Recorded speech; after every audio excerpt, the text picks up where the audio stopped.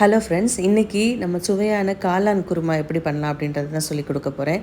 So அதுக்காக ஒரு வானிலையில் 2 ஸ்பூன் நல்லெண்ணெய் விட்டுருக்கேன். அது கூடயே சோம்பு, சீரகம், பட்டை, கிராம்பு, பிரிஞ்சி இலை இதெல்லாம் சேர்த்துக்கோங்க. இது நல்லா பொரிஞ்சதுக்கப்புறம் நல்ல ஒரு பெரிய வெங்காயத்தை கட் பண்ணி எடுத்து வச்சுருக்க பெரிய வெங்காயத்தை அது கூட ஆட் பண்ணிக்கோங்க. கொஞ்சம் கருவேப்பிலையும் சேர்த்துக்கோங்க. வெங்காயத்தோட பச்சை வாசனை போகிற அளவுக்கு நல்லா அதை வதக்கி விட்டுக்கோங்க. கூடவே கொஞ்சம் இஞ்சி பூண்டு பேஸ்ட்டும் நான் போட்டிருக்கேன்.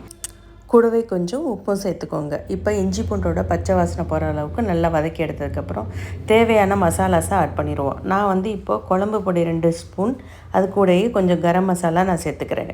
காரத்துக்கு ஏற்ற மாதிரி நீங்கள் கொஞ்சம் இதை கூட்டிக்கலாம். ஸோ இதை நல்லா இந்த மசாலாவோட பச்சை வாசனை போகிற அளவுக்கு வதக்கி விட்டுக்கோங்க. இப்போ அது கூடவே அரைச்சி வச்ச தக்காளியை சேர்த்துக்கலாம். நான் மீடியம் சைஸ் தக்காளி 2 பழம் எடுத்து அரைச்சி அது கூட ஆட் பண்ணியிருக்கிறேன். கூடவே கொஞ்சம் மஞ்சள் பொடியும் சேர்த்துக்கோங்க. தக்காளியோட பச்சை வாசனை போகிற அளவுக்கு நல்லா வதக்கி விட்டுக்கலாம். இந்த மசாலாஸோட பச்சை வாசனை நல்லா போனதுக்கப்புறம் நம்ம கழுவி கட் பண்ணி எடுத்து வச்சுருக்கிற அந்த காளானை நம்ம சேர்த்துக்கலாம்.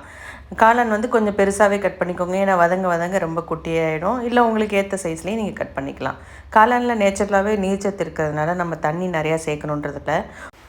உங்களுக்கு குருமா கொஞ்சம் தண்ணியாக வேணும்னா அதுக்கேற்ற மாதிரி தண்ணி ஆட் பண்ணிக்கோங்க. இப்போ நம்ம தக்காளி அரைச்ச மிக்சியிலையே கொஞ்சம் தண்ணி விட்டு நான் சேர்த்துருக்கேன். கூடவே ஒரு 1/2 டம்ளர் தண்ணியும் சேர்த்துக்கோங்க. ஏன்னா அந்த மசாலா கொதிக்கிற வரைக்கும் நம்ம தண்ணி தேவைப்படும். ஸோ இன்னும் கொஞ்சம் 1/2 டம்ளர் தண்ணி சேர்த்து மசாலாவோட பச்சை வாசனை போகிற அளவுக்கு கொதிக்க விட்டுக்கலாம். அவ்வளோதான். ஏன்னா காளான் கொஞ்சம் சீக்கிரமாகவே வெந்துடும். ஒரு 5 நிமிஷத்துலேருந்து 10 நிமிஷம் வரைக்கும் மூடி வச்சோம்னாலே இந்த மாதிரி தண்ணிலாம் வற்றி நல்லா காளானும் வெந்துடும்.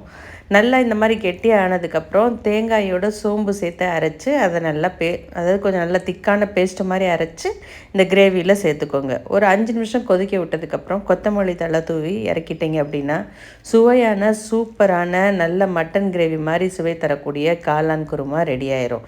இது தோசை, சப்பாத்தி, இட்லி, பூரி, சாதம்னு எல்லாத்துக்குமே இது நல்லா டேஸ்ட்டாக இருக்கும். நீங்களும் இதே மாதிரி இந்த ரெசிபியை ட்ரை பண்ணி பாருங்கள். ரொம்ப சூப்பராக இருக்கும். அண்ட் இதோட சுவை எப்படி இருந்துச்சு அப்படின்றத கமெண்ட் பாக்ஸில் தெரிவிங்க.